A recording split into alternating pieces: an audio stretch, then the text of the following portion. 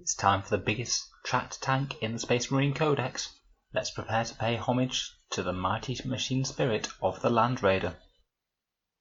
Hello and welcome back to Auspex Tactics, where we're here for another unit review. We're coming to the end of Tank Week, and we've only got the biggest, baddest tanks to go in the Space Marine Codex. In this video we'll be looking at the standard Land Raider, the one armed with lascannons. But later today we should have the Land Raider Crusader and Redeemer up too. In this video we'll go over the rules of the Land Raider, how to get the most out of it via buffs, synergy and stratagems, and how I would field one on the tabletop. Now the Land Raider is one of the oldest weapons in the Space Marines armory. It's been in service since before the Great Crusade. Not that many Forge Worlds can make them, so they're incredibly valuable to the Space Marine chapters who have some, and they're particularly noted for having a powerful machine spirit, a sort of basic intelligence that can sometimes take over the tank. This is particularly useful if the crew are incapacitated for any reason, and there are examples in the background of a Land Raider going on a murderous rampage even after all of its crew have been destroyed. So it's a very angry little beast. So what can all of this adamantium and rage do for us on the tabletop? The Land Raider is a heavy support option for Codex Space Marines, with a pretty fearsome stat line.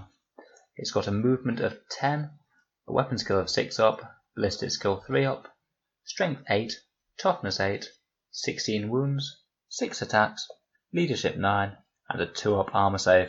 Not many Space Marine vehicles have a 2-up save, so that is particularly nasty. It will degrade when it gets to 8 wounds or fewer, when its movement drops to 5, and its ballistic skill to 4 up, and then on 1 to 4 wounds remaining, it has a movement of just 3, and its ballistic skill is only 5 up. At base, the Land Raider will cost you 277 points, so it's quite a lot of points to be putting all in one tank, and it is equipped with 2 twin lascannons and a twin heavy bolter. It can take a few pintle mounted weapon upgrades, including a hunter killer missile, a storm bolter and a multi-melter. I'd certainly always take the storm bolter, why not, for just 2 points, and the hunter killer missile and multi-melter are more options that I see you could happily take or leave. For this variant I feel that the multi-melter isn't necessarily the best idea because all of its guns are happy to sit back from a long range and shoot the enemy. So I wouldn't even consider the multi-melter unless you're thinking about advancing this up the board with some units inside. Speaking of which, the Land Raider has a transport capacity of 10 normal Space Marines. It can also transport Terminators, which take up 2 transport slots, so up to 5 Terminators, and Centurions as well, which take up 3 transport slots, so you can have up to 3 Centurions in here. Obviously it can't transport Primaris Marines. I assume they're not too big because Centurions are definitely bigger than them. I think it's just that they're a bit snippy about getting in vehicles with tracks, even if they're the oldest and most revered weapons in the Space Marines arsenal.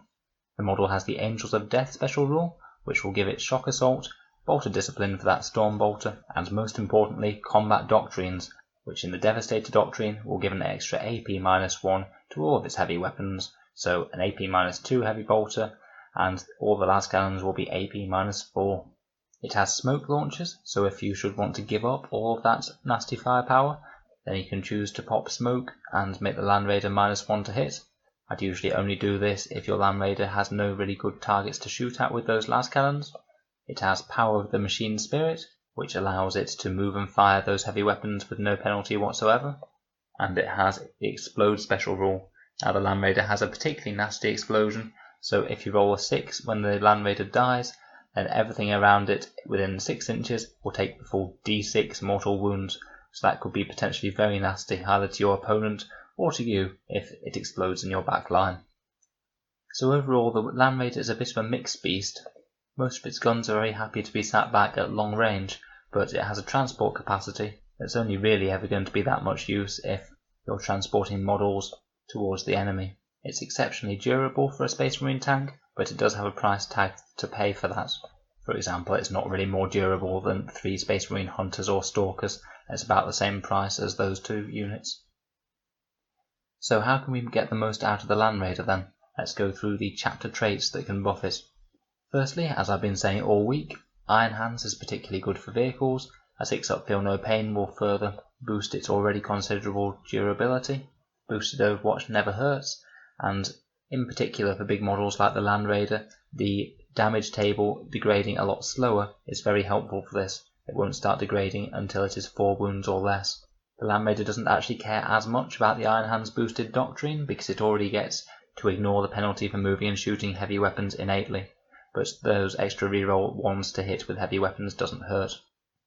Ultramarines is another great pick for a Land Raider. One of the Land Raider's main weaknesses is that you can tag it in combat with an infantry unit and then the entire thing becomes useless for a turn.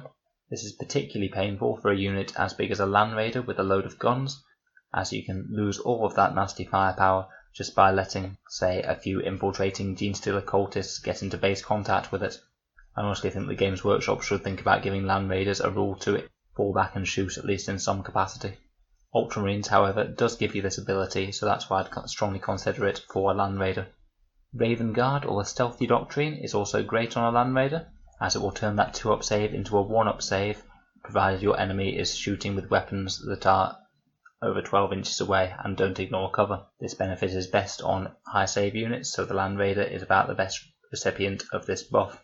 Salamanders or Master Artisans is also a good pick for a Land Raider, as it's got 4 lascannon shots and they all love to be rerolled with those tasty rerolls.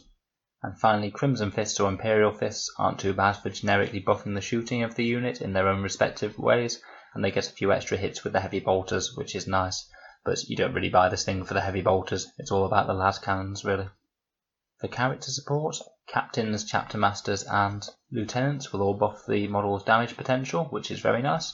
Also a Chaplain is worth considering for this guy, as it's such a big model that the extra +1 to ballistic skill could really be worth it from that recitation of focused listening. If you're running a lot of tanks, either a Tech Marine or Ironfather Fyros is also good for patching them up. When you're putting extra wounds on a very durable model like a Land Raider, your opponent will certainly feel it, as their hard work is undone. Ironfather Fyros or Torgaradon can also make the Land Raider a 2-up ballistic skill with their signal arrays, which again on a big model is definitely worth it. Now the Land Raider has some interesting stratagems, my favourite of which is Machine Spirit's Vengeance, which is available to Repulsors, Storm Ravens and Land Raiders. It's a 2 CP stratagem that will allow you to either fire one weapon on the model's top profile when it dies, or automatically explode it. Essentially this means that for 2 CP you can buy 2 lascannon shots in your opponent's shooting phase, which could be really valuable if, say, they are just about to shoot with a very damaged vehicle. You could potentially kill that vehicle before it gets to shoot and deny them a round of shooting with it. Alternatively, if somehow your Land Raider does manage to end its days in the middle of the enemy army, then you can hand out an enormous amount of mortal wounds for 2 CP and you don't even have to roll. This could be very nice if your opponent has swarmed your Land Raider with a bunch of fighty characters, and you can hand out d6 mortal wounds to every single one of them as a reward for killing your Land Raider. Incidentally, this is just my favourite thing to do with knights. 2 CP for a guaranteed 3 or 4 d6 mortal wounds is almost always worth taking. Other than that, from the main Space Marine Codex, the only major stratagem that I'd apply to Land Raiders is Armour of Contempt if it's about to eat absolutely tons of mortal wounds. As Land Raiders are quite tough units, if you can deny some mortal wounds on them, then the enemy might struggle to kill it. There are plenty of tactics and stratagems that you can use in the supplements that I won't go too far into here, but as with all vehicles, the Iron Hands Ironstone can really crank up the durability of this guy, and so can their shenanigans with repairing vehicles. Let's have a quick think about what we could put in the Land Raider in terms of transport capacity. If we were to run this towards the enemy and disregarding its main armament, I'd certainly consider swapping this guy out for a Land Raider Crusader or Redeemer, which we'll discuss a bit more in the next video. They have more transport capacity and they have guns that actually want to be close up to the enemy. However, with this guy you have up to 10 models of transport capacity. The main unit that stands out to me for putting in the Land Raider would be a Centurion Assault Squad, as these guys are incredibly slow moving and have no options for deep strike under normal circumstances. Raven Guard is abnormal circumstances, by the way. So this could be a good delivery system to get them into the heart of the battlefield, where they're in position to use their Hurricane Bolters and those incredibly nasty siege drills on the enemy front line. You could also put a small squad of Centurion Devastators inside the Land Raider to prevent them being shot first turn, but I'm not sure I'd buy a Land Raider just for that. You could quite easily hide them out of line of sight on most good boards with good terrain. You could use it to transport Terminators, such as say a Terminator Assault Squad. If you were doing this, you probably need to start it at the centre of your deployment zone and drive it up into the midfield, hope to weather the storm the next turn, and then after that the squad could get out within 3 inches of the Land Raider, move their standard 5 inches, and then try and make a charge. Like I said, I probably wouldn't use this variant of the Land Raider for those tactics, but it's certainly an option, and you could vary it game to game if needed, and as dictated by the enemy army. So would I run a Land Raider in a competitive list then? I'm afraid the answer is probably going to be a no, unfortunately. Despite really liking the model and wanting to find a way to make them competitively viable, they have received a number of buffs, but unfortunately all the other units in the Space Marine Codex have as well, and I think they're just stronger choices than the Land Raider. If you want a direct equivalent, then the Repulsor Executioner is probably just better all round. That heavy laser destroyer is more powerful than those 4 lascannons combined, and it's vastly superior in terms of its anti-infantry firepower. It is a tiny bit less durable, and costs a few points more, but the sheer amount of guns that thing packs outweighs that deficit in my opinion.